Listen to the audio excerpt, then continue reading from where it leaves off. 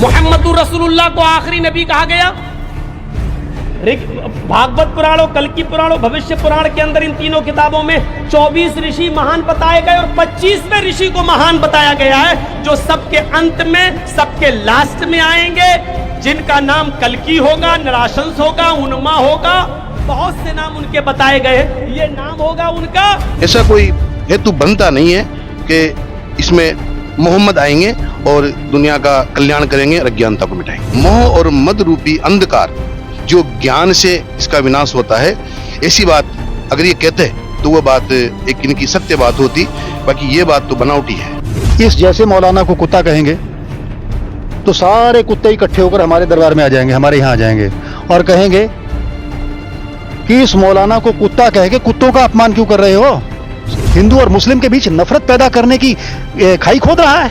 और इसे वाराणसी कोर्ट ने जब औरतों के बारे में इसने बयान दिए, उल्टे सीधे बयान दिए, तब वाराणसी कोर्ट ने बलात्कार के जुर्म में 10 साल की इसे सजा दी। और इसे तो मुस्लिम समुदाय को अपने यहां से खारिज कर देना चाहिए, इसके खिलाफ फतवा जारी कर देना चाहिए कि ऐसे मौलाना की जरूरत नहीं है। इन्होंने कहा 25वां नबी होगा, तो पहले 24 अवतारों के नाम मुझे बता दें। एक छोटा सा अपभ्रंश, जैसे पकड़ो मत जाने दो और पकड़ो मत जाने दो, सिर्फ कौमा का तो डिफरेंस है। ईश्वर एक है, अल्लाह एक है, गॉड एक है, तो एक है ना, तो धर्म भी एक है। जब ऐसे मौलाना समाज में सोशल मीडिया पे आके इस तरह की बातें करते हैं और लाखों लोग उसको देखते हैं, तो उसका प्रतिकार करना हमारा कर्तव्य हो जाता है। आप हमसे पूछें तो हमने जो कैलकुलेशन की है वो ये समय आता है करीबन 2048 से 2060 के बीच में। ऐसे लोग समाज के लिए कोड़ हैं, ऐसे लोग समाज में नहीं चाहिए, जो विष फैलाते हैं, जहर उगलते हैं। इस्लामिक विद्वान जजिस अंसारी की एक वायरल वीडियो में कहा गया है कि कल्कि अवतार लेंगे मोहम्मद साहब और करेंगे पूरी दुनिया का उद्धार, जिसको लेकर एक नई बहस छिड़ गई है। मुद्दे पर बात करने के लिए दिव्य शक्ति अखाड़ा के महामंडलेश्वर आचार्य जगदीश वेदी महाराज व आचार्य महामंडलेश्वर संत कमल किशोर जी जेडी न्यूज के साथ बातचीत करेंगे। मौलाना के इस बयान को कैसे देखते हैं और इस बयान का क्या असर हो सकता है कल के अवतार को लेकर, जिस तरह का बयान दिया, हिंदू मुस्लिम धर्म पर किस तरह का इसका प्रभाव पड़े, चर्चा करेंगे। जी आपका बहुत बहुत स्वागत। शुरुआत आप से करते हैं। मौलाना अंसारी के दिए गए कल के अवतार पर इस बयान को आप कैसे देखते हैं, क्या कहना चाहेंगे? देखो, हमने परसों से और कल ही इस जो मौलाना जर्सीस अंसारी हैं वो बड़े जोर शोर से जिस श्लोक की बात कहते हुए मीडिया पर अपनी बात को प्रसारित कर रहे हैं कि मोहम्मद साहब 25वें नबी के रूप में इस धरती पर आएंगे और सबका कल्याण करेंगे। उसमें उन्होंने एक जिक्र भी किया है श्लोक का, अज्ञान हेतु कृत मोह मदांधकार नासम विधम ये हितम दो दयेत विवेक है, जिसे उन्होंने अपने बयान में, अपने भाषण में श्रीमद् भागवत स्कंद 12 अध्याय 2 मंत्र 66 का बताते हुए बात कही है।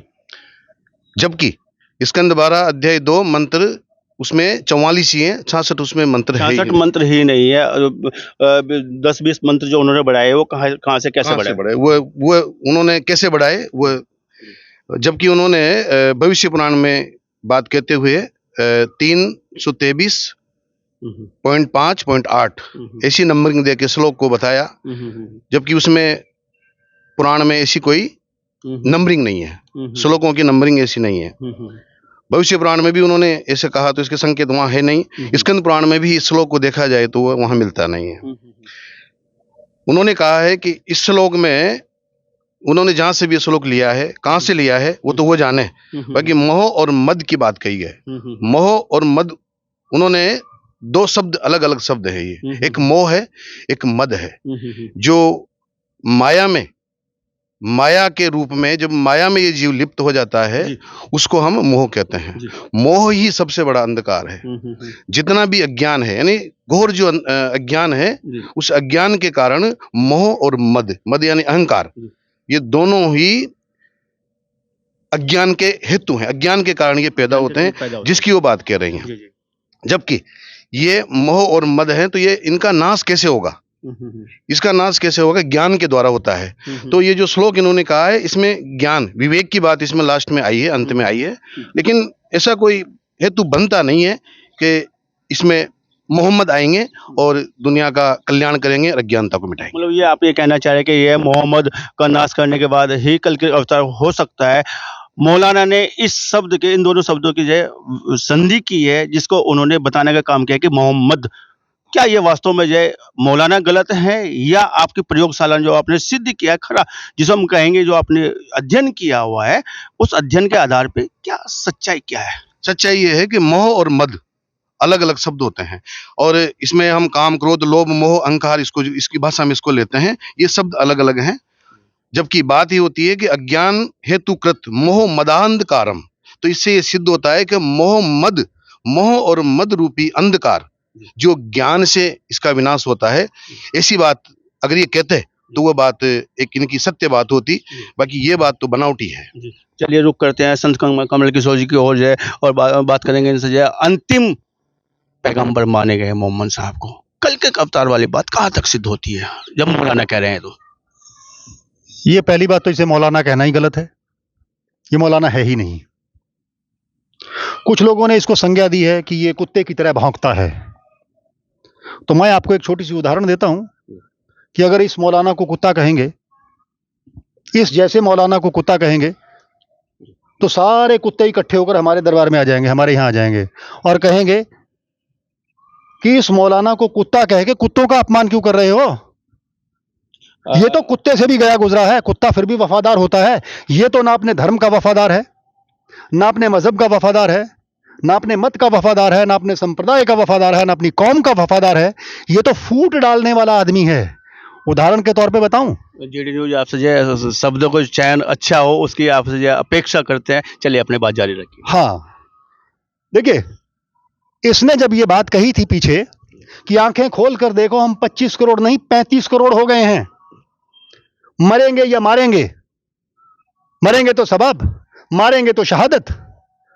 ये हिंदू और मुस्लिम के बीच नफरत पैदा करने की खाई खोद रहा है। अकल है इसे? और इसे वाराणसी कोर्ट ने जब औरतों के बारे में इसने बयान दिए, उल्टे सीधे बयान दिए, तब वाराणसी कोर्ट ने बलात्कार के जुर्म में 10 साल की इसे सजा दी। तो ऐसे आदमी को आप मौलाना कैसे कह सकते हैं? जो जहर घोले पूरे समाज के अंदर, वो मौलाना कैसे हो सकता है? और उल्टे सीधे श्लोक बोल रहा है वो। मोहम्मद को इकट्ठा करके मोहम्मद बना दिया उसने। ये कोई तुक है? जब तुम्हें पता ही नहीं है, किसी के धर्म के बारे में पता नहीं है, सनातन धर्म के बारे में तुम्हें पता नहीं है, और तुम सनातन धर्म के उल्लेख कर रहे हो। अभी महाराज जी ने बताया, मैंने बोला श्लोक नंबर 66, अरे उस अध्याय द्वितीय में तो श्लोक ही 44 हैं। तो जब इस मौलाना को पता ही कुछ नहीं है, तो ये मौलाना कहने लायक नहीं है। और इसे तो मुस्लिम समुदाय को अपने यहां से खारिज कर देना चाहिए, इसके खिलाफ फतवा जारी कर देना चाहिए कि ऐसे मौलाना की जरूरत नहीं है, तब जाके भाईचारा बनता है। लेकिन अंतिम पैगंबर वाली बात कहाँ तक सिद्ध हो जाती है जब कल के अवतार की बात ये लोग कर रहे हैं? ये मौलाना जिसको आप कह रहे हैं कि मौलाना, हालांकि हमारा विषय यह है किसी को मौलाना की पदवी से बैठाना उतारना नहीं है। हमारा विषय तो ये है कि जो उन्होंने बयान दिया, जो वायरल बयान हो रहा है, उसको लेकर चर्चा करना है, जिससे जो समाज में जो भ्रांति उन्होंने फैलाई है वो ग्रंथों के आधार पे वो सही सच्चाई सामने आए। तो अंतिम पैगंबर होने के बाद जो बात रखी गई, अंतिम उसके अलावा कोई पैगंबर नहीं होगा, तो कल के अवतार वाली बात कैसे सिद्ध हो जाती है? ये सवाल मेरा। देखिए, कई मुस्लिम स्कॉलर्स, विद्वान लोग ये कहते हैं कि जो किताब भेजी गई कुरान, वो अंतिम वेद है। मौलाना वहीदुद्दीन खान ने भी कहा, जिन्होंने कुरान का तर्जुमा किया। वेद तो 4 है, वेद तो 4 है, वेद तो 4 है। उन्होंने कहा कि ये अंतिम वेद है, इसके बाद कोई वेद नहीं आएगा, यानी कोई किताब नहीं आएगी। और मैं आपको ये भी बता दूं कि कुरान का जो पहली सूरा अल फातिहा है, और ऋग्वेद से, हमारे वेदों से लिया गया गायत्री मंत्र है, ओम भूर्भुवः स्वः तत्सवितुर्वरेण्यं भर्गो देवस्य धीमहि धियो यो नः प्रचोदयात्। ये सारा का सारा सेम है, डिट्टो है। और ये भी माना जाता है कि वेद सबसे पुराने हैं। वेद सबसे पुराने हैं, हजारों साल पुराने हैं, यानी उनका ये पता नहीं कि कितने पुराने हैं। और मुस्लिम संप्रदाय का जन्म कब हुआ है? 1500 साल पहले। कुरान कब आई? 1500 साल पहले। इसका मतलब अगर वेदों से लिया गया है ये सारी चीजें, तो इसका मतलब क्या हुआ कि ये पुराना है या वो पुराना है, वेद पुराने हैं या ये पुराना है। सवाल तो ये उठता है ना, वेद पुराने हैं। अब आए नबी कि इन्होंने कहा 25वां नबी, 25वां नबी होगा, तो पहले 24 अवतारों के नाम मुझे बता दें कौन से हुए हैं, वो लिस्ट तो जारी करें। वो इनके पास लिस्ट नहीं है। तो झूठ पे झूठ पे झूठ बोले जाना और इतने आत्मविश्वास के साथ बोलना कि झूठ सच लगने लगे। हर आदमी ने सारी किताबें नहीं पढ़ी होती। हर आदमी महाराज जी की तरह, जगदीश वेदी जी की तरह या मेरी तरह या और दूसरे संतों की तरह हर आदमी ने हमारे ग्रंथों को नहीं गूढ़ अध्ययन किया होता, क्योंकि संस्कृत में है और संस्कृत हमारी नष्ट कर दी गई। संस्कृत आज की भाषा नहीं रही है, हिंदी भाषा हो गई है। जब ये सारी बातें आ गई हैं सामने, तो इन लोगों को ये कहते हुए सोचना चाहिए कि हम इनमें अपभ्रंश क्यों कर रहे हैं। एक छोटा सा अपभ्रंश, जैसे पकड़ो मत जाने दो और पकड़ो मत जाने दो, सिर्फ कॉमा का तो डिफरेंस है, अर्धविराम का ही तो डिफरेंस है, सारे अर्थ बदल जाते हैं। इसी तरह से क और ह, सुखी और सूखी, मैं कह दूं सदा सुखी रहो तो जीवन सुखी रहे, और कह दूं सदा सुखी रहो उसका जीवन सूख जाए। तो सवाल ये उठता है कि इस तरह के अपभ्रंश करना किसी के भी ग्रंथ में, सनातन धर्म के ग्रंथों में, ये एक अपराध है अल्लाह की निगाह में। अब मैं अल्लाह शब्द को भी ले लेता हूं। अल इल्य, अल माना विशेष रूप से, इल्य मैंने पूजनीय, ऋग्वेद से आया है और अरबी में भी इसका अर्थ यही है, विशेष रूप से पूजनीय है ना। नमाज, नमय अज, नमय अज किसके आगे, नमन करना अजन में ईश्वर के आगे। और वैसे इसके लिए क्या शब्द यूज हुआ है, सलात। नमाज कहीं कोई शब्द नहीं आता है ना, सलात आता है। तो जब सारे धर्म एक ही, यानी ये धर्म नहीं मैं कहूंगा, सारे संप्रदाय एक ही जगह से आए हैं, ईश्वर एक है, अल्लाह एक है, गॉड एक है, तो एक है ना, तो धर्म भी एक है। और धर्म क्या सिखाता है, इंसानियत, मानवता, सबका भला। और ये मानवता के बीच में जहर घोलने का काम कर रहा है इस तरह का मौलाना। इस्लाम को जो है शांति का अभिप्राय न माना गया है, या ये कहा जाए कि जब इस्लाम से जुड़े विद्वान इस तरह के बयान दे रहे हैं तो समाज में किस तरह की अशांति फैलेगी, इसको कैसे देखते हैं? हाँ, इसीलिए तो कह रहा हूं कि ऐसे मौलाना को अब इनके संप्रदाय से, यानी मुस्लिम संप्रदाय को इसकी निंदा करनी चाहिए, इसको अपने संप्रदाय से खारिज कर देना चाहिए, तभी बात बनेगी। वरना ये तो उल्टे सीधे बयान देकर जहर घोलता ही रहेगा समाज के अंदर। और समाज के अंदर जहर घोलने वाले लोग आपस में कभी भी शांति नहीं चाहते, जबकि इंसानियत ये कहती है कि हमें शांति चाहिए।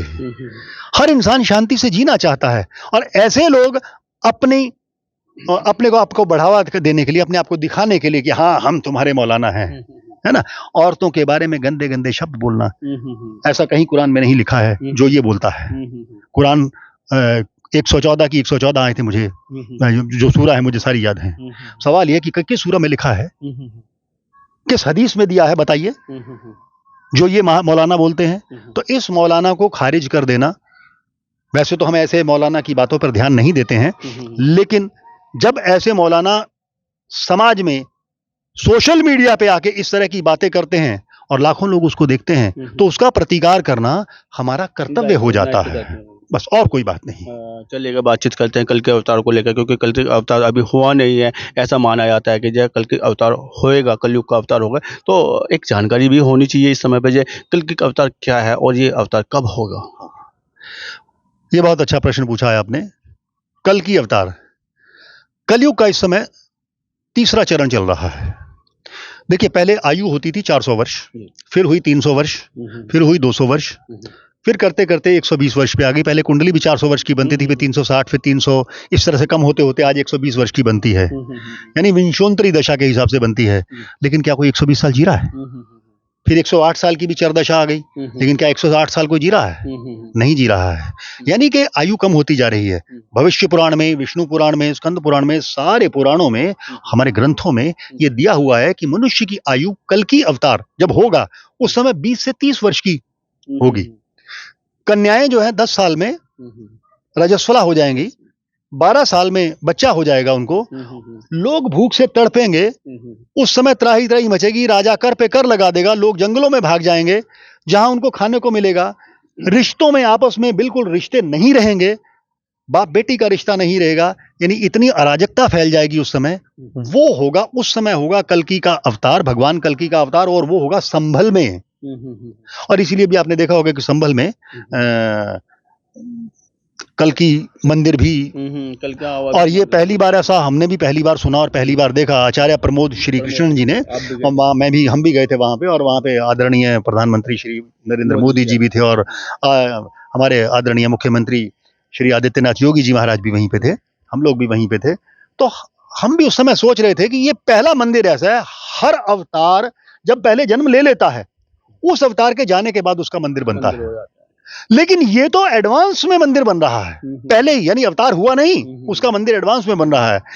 तो विष्णु शर्मा जी के यहाँ एक जन्म होगा, बच्चे का जन्म होगा, घोड़े पे आएंगे, और इस तरह से फिर हजारों लोगों को समाप्त करते हुए, यानी विधर्मियों को समाप्त करते हुए, मलेच्छों को, है ना, समाप्त करते हुए फिर वो एक धर्म की स्थापना करेंगे, और वो होगा कलयुग का और सतयुग का संगम युग। और जहां तक आप हमसे पूछें तो हमने जो कैलकुलेशन की है वो ये समय आता है करीबन 2048 से 2060 के बीच में, इस हिसाब से। चलिए, अवतारों की बात हो रही है, अभी तक कितने अवतार हुए हैं और इन अवतारों का मूल स्वरूप क्या है? देखिए, मनुष्य लेता है जन्म, हम लेते हैं जन्म, लेकिन अवतार क्या होता है? उनका होता है अवतरण, वो ऊपर से ही आते हैं। जन्म नहीं, अवतरण अवतरण होता है। जैसे हमारे यहाँ पर जो भविष्य पुराण है उसमें भगवान यीशु मसीह का भी जिक्र है। उसमें महामद के नाम से, महामद के नाम से मोहम्मद साहब का भी जिक्र है, उसमें वर्णन है उसका बकायदा। बौद्ध का भी है, गुरु नानक का भी है, सभी का इनका वर्णन है, पहले ही भविष्य लिखा जा चुका है। तो ये जो अवतार होते हैं, ये अवतार होते हैं जहां जहां अधर्म फैलता है, वहां पर ईश्वर अपने एक अंश को भेजता है। अब कैसे भेजे वो ईश्वर जाने, किस तरह से भेजेगा वो ईश्वर जानता है। अब देखिए, भगवान राम का जन्म कब हुआ था? दोपहर में। कब? 12 बजे, अभिजीत मुहूर्त में। लेकिन भगवान कृष्ण का जन्म कब हुआ था? रात को, अमावस्या का दिन था, घोर अंधकार था, और इसीलिए उनको कहा जाता है चंद्रवंशी, इधर कहा जाता है सूर्यवंशी, क्योंकि उस समय सूर्य में जन्म हुआ था उनका। तो भगवान का अवतरण कब होगा, कैसे होगा, ये तो ईश्वर ही जान सकता है। किस अंश में वो अपने अंश को भेजेगा यहां पर पृथ्वी पर, ये वही जानता है। कल के अवतार को लेकर जिस तरह से बयानों का हमला किया गया है, क्या कहना चाहेंगे, कैसे देखते हैं, इसका क्या फर्क पड़ेगा समाज पे? हिंदू की अगर बातचीत करें या मुसलमान जो समाज है, जो बुद्धिजीवी है, उसे कैसे देखता है? देखिए, बुद्धिजीवी कैसे देखना चाहिए? हाँ, बुद्धिजीवी वर्ग अगर वास्तव में बुद्धिजीवी है, अपनी बुद्धि से सोचे और थोड़ा सा ग्रंथों का अध्ययन कर ले, तो मुझे नहीं लगता कि बुद्धिजीवी लोग ऐसे मौलाना की तकरीरों को, ऐसे लोगों की बातों को ध्यान में रखेंगे, ध्यान में लाएंगे, बल्कि वो इसकी निंदा करेंगे। और ऐसे लोग समाज के लिए कोढ़ हैं, ऐसे लोग समाज में नहीं चाहिए। जो विष फैलाते हैं, जहर उगलते हैं, ऐसे लोग नहीं चाहिए। आज आवश्यकता है मानव को मानव के साथ प्रेम की। हमने पहले भी कहा है कि खून का रंग पहले युगों में भी लाल था, आज भी है, और आने वाले युगों में भी रहेगा। तो फिर ये धर्म के नाम पर लड़ाई झगड़े आखिर क्यों? ये भाषा के नाम पर लड़ाई झगड़े क्यों? ये सीमाओं के नाम पर लड़ाई झगड़े क्यों? ये ऊंच नीच के नाम पर, ये संप्रदाय के नाम पर आखिर ये लड़ाई झगड़े क्यों? अरे खून नालियों में काहे को बहाते हो? खून नाड़ियों में बहने दो, किसी का जीवन बचाओ, तो बात बनती है ना। हम स्वयं भी रक्तदाता हैं, 156 बार के रक्तदाता हैं। हम तो नहीं जाके पूछते कि भाई ये जो रक्त है किसी मुस्लिम को चढ़ाया है या किसी ईसाई को चढ़ाया है, क्योंकि रक्त का तो कोई धर्म नहीं होता। इसी तरह से प्रेम का कोई धर्म नहीं होता, इसी तरह से ईश्वर का कोई धर्म नहीं होता। और हम तो प्रेम का पैगाम देना चाहते हैं, संदेश देना चाहते हैं कि आइए आपस में प्रेम से जीवन जीते हैं। और ऐसे मौलाना की तकरीर को नकारते हैं, पूरे समाज को नकार देना चाहिए, चाहे वो मुस्लिम समाज है, चाहे वो हिंदू समाज है, या कोई दूसरा समाज है। ऐसे मौलाना की बातों को नकार देना चाहिए और उन्हें हटा देना चाहिए। मौलाना की बातों पर जो तार्किक चर्चा करने के लिए या मौलाना के जब बेतुके बयान पर तार्किक चर्चा करने के लिए आपका बहुत बहुत आभार, बहुत बहुत धन्यवाद। आपका भी बहुत बहुत धन्यवाद। जीडी न्यूज की सभी वीडियोस देखने के लिए यूट्यूब पर सब्सक्राइब कीजिए जीडी न्यूज चैनल को और फेसबुक पर वीडियोस देखने के लिए जीडी न्यूज चैनल को लाइक और फॉलो करें। धन्यवाद।